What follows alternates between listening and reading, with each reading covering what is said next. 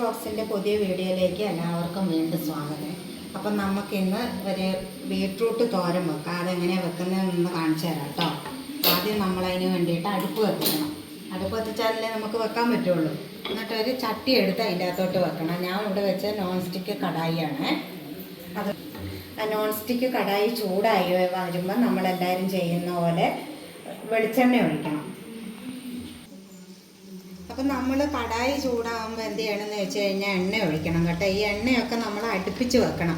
അല്ലാണ്ട് ഒന്ന് കൊച്ചിയിലും വെച്ച് ഒന്ന് കൊയിലാണ്ടിയിലും കൊണ്ട് വെക്കുമ്പോൾ നമുക്ക് എടുക്കാനുള്ള ബുദ്ധിമുട്ടുണ്ടാവുമല്ലോ.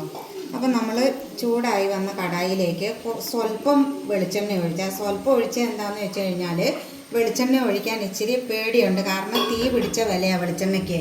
400-ന് മേലെ വിലയായിട്ടുണ്ട്. അപ്പം നമ്മൾ അളന്നൊഴിക്കണം എണ്ണ.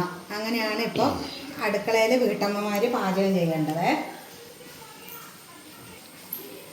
അപ്പോൾ ഈ വെളിച്ചെണ്ണ ഒന്ന് ചൂടായോ എന്ന് നോക്കുന്നതിനൊന്നും സമയമില്ല. അപ്പോൾ എന്ത് ചെയ്യണം, കടുക് അതിൻ്റെ അകത്തോട്ട് ഇടും. അപ്പോൾ അത് പടപടയെന്ന് പൊട്ടി വരും.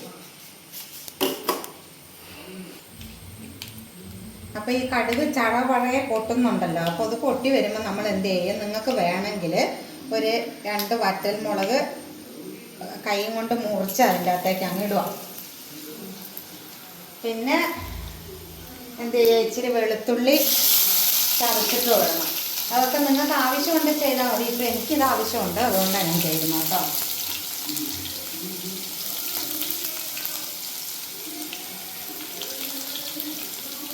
എന്നിട്ട് അത് നമ്മൾ എന്ത് ചെയ്യുക, ഒന്ന് നന്നായിട്ട് അങ്ങ് മൂപ്പിക്കുക.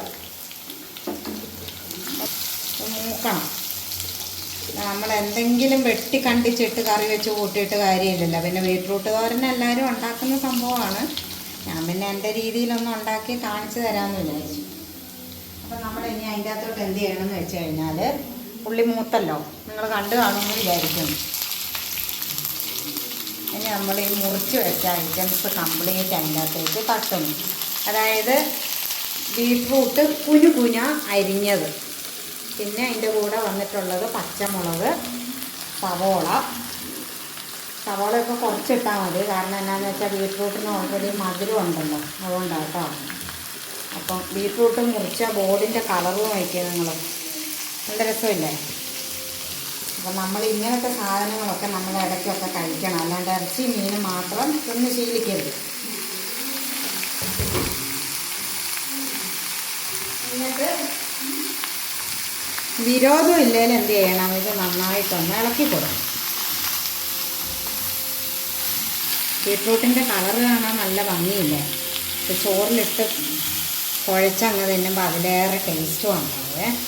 അപ്പോൾ ഇത് നന്നായിട്ടൊന്ന് ഇളക്കിയിട്ടുണ്ട്. ഇളക്കി കഴിഞ്ഞിട്ട് നിങ്ങൾ എന്ത് ചെയ്യണമെന്ന് വെച്ച് കഴിഞ്ഞാൽ ഇതിൻ്റെ അകത്തോട്ട് ആവശ്യത്തിന് തേങ്ങ, ഉപ്പ്, മഞ്ഞൾപ്പൊടി എല്ലാം കൂടെ ഇട്ടിട്ട് അതെല്ലാം കണക്കാണോ എന്ന് നോക്കുക. എന്നിട്ട് ഇതിൻ്റെ അകത്തൊരു ശകലം പോലും വെള്ളം ഒഴിക്കരുത് കേട്ടോ. തീ വളരെ കുറച്ച് വെക്കുക. എന്നിട്ട് ആവിയിൽ അങ്ങോട്ട് വേവിച്ചെടുക്കുക. അങ്ങനെ ചെയ്യാവുള്ളൂ. അല്ലാതെ കൊഞ്ചം വെള്ളം കോരിയൊന്നും ഒഴിക്കരുത്. അങ്ങനെ ചെയ്യുന്നവരുണ്ടെങ്കിൽ അതൊക്കെ നിർത്താം. പച്ചക്കറിയുടെ ടേസ്റ്റൊക്കെ അങ്ങ് പോകും. അതുകൊണ്ടാട്ടോ അങ്ങനെ പറയുന്നത്. അപ്പം നമുക്ക് ഇതിൻ്റെ അകത്തോട്ട് ബാക്കി ഇപ്പം ഞാൻ പറഞ്ഞ സാധനങ്ങളൊക്കെ അങ്ങ് ചേർത്ത് കൊടുക്കാം.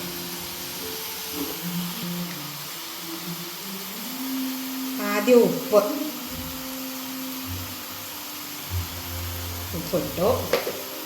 എന്താണെന്ന് വെച്ച് കഴിഞ്ഞാൽ മഞ്ഞൾപ്പൊടി,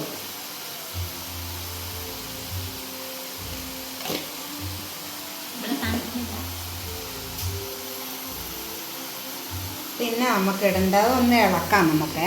എന്നിട്ട് നമുക്ക് ഇതിൻ്റെ അകത്തോട്ട് തേങ്ങ ഇടാം. ഞാനിപ്പോൾ ഓൾറെഡി എൻ്റെ സ്വന്തം വീട്ടിലാണ് ഉള്ളത് കേട്ടോ. അതായത് വീട്ടിൽ നിന്ന് പറയുമ്പോൾ നാട്ടിലാണ് ഉള്ളത്. ജസ്റ്റ് ഒന്ന് ഓടിയിട്ട് വന്നതാണ്.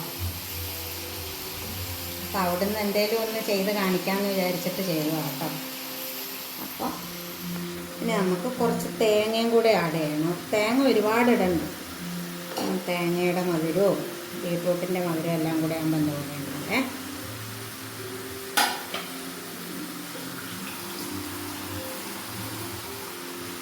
അപ്പോൾ ഈ തേങ്ങയും കൂടെ ഇട്ടിട്ട് നമുക്കൊന്ന് ഇളക്കാം. ഇളക്കി ചൂടാക്കി കഴിഞ്ഞിട്ട് ഞാൻ നേരത്തെ പറഞ്ഞ പോലെ ഉപ്പൊക്കെ കറക്റ്റ് ആണോ എന്ന് നോക്കണം. എന്നിട്ട് നമുക്ക് ചെറിയ തീയിൽ അടച്ച് വെച്ച് വേവിച്ചെടുക്കാം കേട്ടോ. അപ്പോഴേ ഇനി ഇത് നമ്മൾ ആക്കിയിട്ട് കാണിച്ചു തരാവേ. അപ്പോഴേ ഇത് അടച്ച് വെച്ച് വേവിക്കണം എന്ന് പറഞ്ഞില്ലേ, അപ്പോൾ അത് നിങ്ങൾ അടച്ച് വെച്ചിട്ട് അങ്ങ് പോകരുത് കേട്ടോ. ഇടയ്ക്കിടയ്ക്കെന്നാണ് പറഞ്ഞത്, സോറി, ഇടയ്ക്കിടയ്ക്ക് ഒന്ന് തിരിച്ചും മറിച്ചും ഇട്ട് നമ്മൾ ഇളക്കി കൊടുക്കണം കേട്ടോ. അതായത് ഇങ്ങനെ എടുത്തിട്ട് ഇളക്കി കൊടുക്കണേ.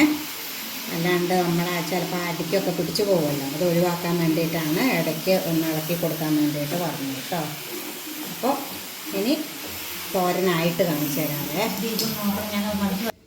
അപ്പം നമ്മുടെ തോരൻ്റെ അവസ്ഥ എന്തായി നോക്കാമല്ലോ.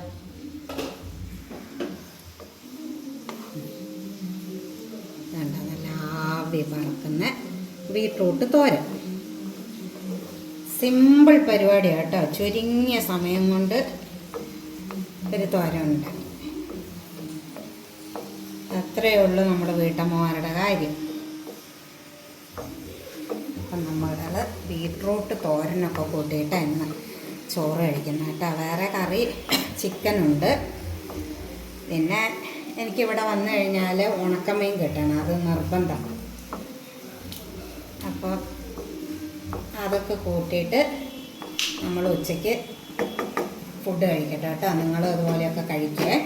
അപ്പോൾ നമുക്ക് അടുത്ത വീഡിയോ ആയിട്ട് സന്ധിക്കും വരെ ടാറ്റാ.